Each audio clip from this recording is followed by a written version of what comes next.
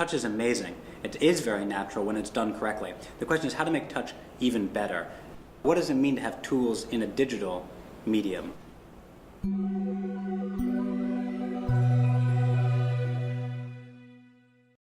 So the problem with current touchscreens is just that they're really all about where you touch and how many fingers you touch with. So it's really all about kind of poking with different numbers of fingers. And so a lot of the research we're looking at is how do you make touchscreens have better modality by capturing more interesting and powerful dimensions of touch. So here we have a touchscreen. It's a conventional touchscreen. We haven't modified it in any way, so it detects touches like you might expect. But what we've added to this is a special piece of software that does these inferences about how you might be touching. And the way we train this is we gave actually objects to people, like a camera, this camera, and we said, we want you to pretend you're taking a photo, and they would grasp it. And then we say, put the camera down and put that on the screen. And in this case, the software learned what that grasp was like, and in this case, you can see here we've actually brought up a little virtual camera, and we can actually manipulate it very much like it is a real camera on the screen. And then we studied a whole bunch of other tools, like, for example, a pen. How you hold a pen, again, is really iconic. What we do is we actually look at the kind of constellation of touch points and their kind of spatial distribution. So you can imagine that when you touch a screen like this, you're going to have touch points along each of the fingertips. That looks very different than, for example, if I hold a pen.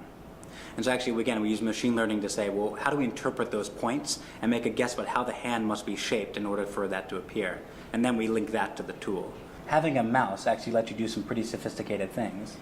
We can do now pixel level accurate motions. I can also, for example, do copy. I can also zoom in and out.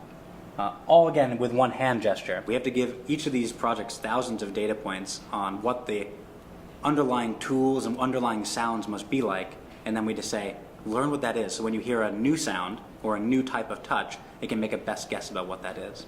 In this case, it's a touch screen that not only knows where you're touching, but also how you're touching. So what part of the finger you use. So for example, I can touch with my fingertip. That's traditional, but I can also do my knuckle. And now I can see I can get a knuckle recognition. I can also use my nail. It does it acoustically. So it actually listens to the sound. So the fact is your finger pad and your knuckle and your nail sound different. So in fact, if I tap on this table, you might be able to hear this with a microphone. I mean, it sounds different to the naked ear. And what we do is we take that knowledge and we have the accelerometer on the phone, listen to those sounds and make a classification. So it's machine learning under the hood, and it's basically acoustically processing the impact. So when a touch happens, it goes, well, what sound did I hear? It says, that sounds like a knuckle. We can go into something like a text editor, right? So here I can scroll as usual, but if I want to do selection, I can do now this. So I have a very easy way to, for example, cut. I can come down here and say I want to paste over this paragraph.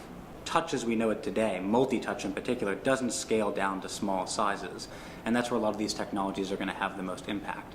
If you just have even just finger touch and knuckle touch on a smartwatch, that's already giving you twice as much kind of vocabulary of input than you did before, let alone pressure and shear and twist and all the other cool dimensions that our fingers do naturally.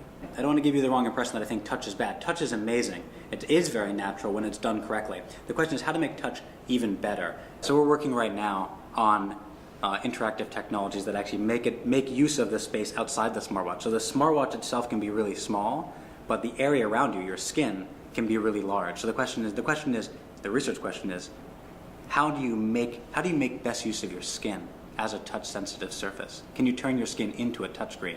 And we're working on technologies right now that do just that.